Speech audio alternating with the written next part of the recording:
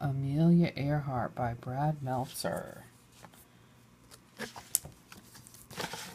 Airplane.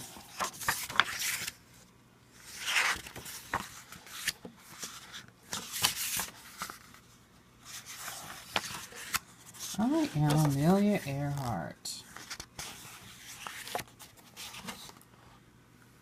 When I was little, people told me that girls should want dresses and play with dolls, and they said we shouldn't be unladylike and have unladylike adventures, but I did not agree. In fact, when I was 7 years old, my sister and I decided to build our own roller coaster in our backyard. We placed 2 planks of wood up against the side of our tool shed. Grandma's not going to like this. In the cab was a wooden packing box with roller skate wheels attached to the bottom. We greased the wood with lard so we'd move super fast. Amelia, are you sure this is a good idea? This isn't a good idea, it's the best idea. Of course, I got to ride first. This was my moment. Here we go. 1, 2, 3. I still remember the wind in my face. My stomach seemed to sink. I was flying. Don't try that at home. Amelia Earhart, you take it apart at this instant. The crash was loud and noisy and messy. It certainly wasn't ladylike, but it was awesome. It wasn't the last time that I would fly. As I got older, I went to many air shows.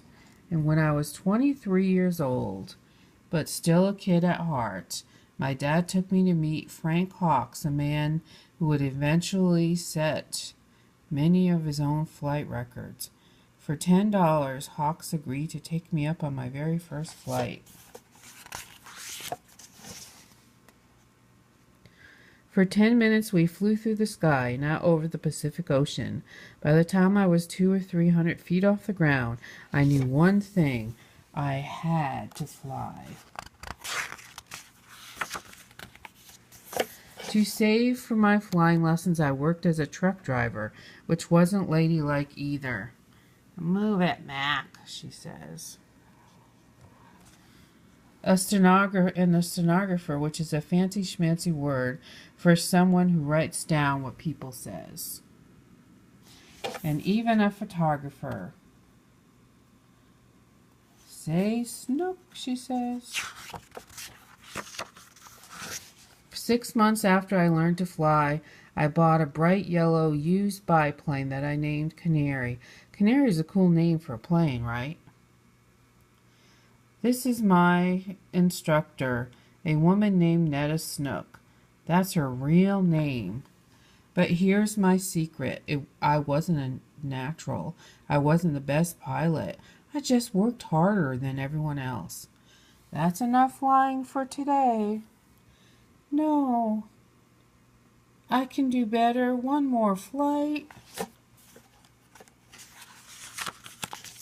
Most important, like that day on the roller coaster, I dared to do what so many said couldn't be done.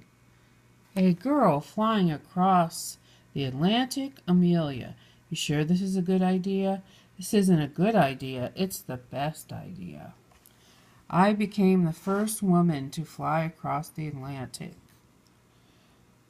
And then the first woman to fly myself across the Atlantic. But then, back then, people took boats to get to Europe, sailing for weeks. Planes were still a new thing. In fact, on the day I took off, one magazine ran an article that said, women would never be able to fly that far. But I did.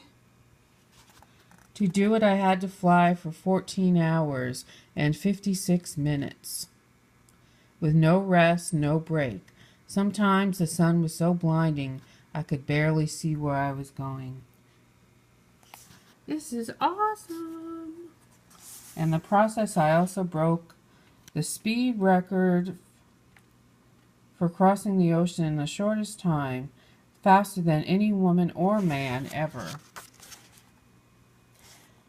Then I broke the altitude record, which is just a fancy smancy way of saying higher than anyone else. How high did I go? About 12 Empire State Buildings, straight up, at a time when no woman had ever gone that high. And she says, in October 1922, I broke the woman's altitude record by rising to 14,000 feet. And in July 1930, I set a speed record of over 181 miles per hour.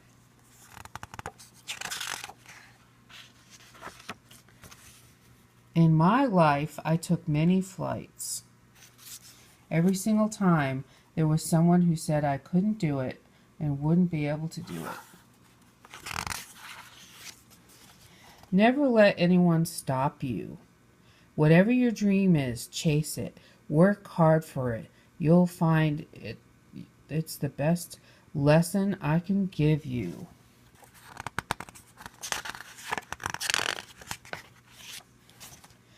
I am Amelia Erhardt. I know no bounds, and I hope you'll remember the greatest flight you'll ever take is the one no one has tried before. Never interrupt someone doing what you said couldn't be done. Amelia Erhardt. That's what she actually looked like. Here's her plane. The end.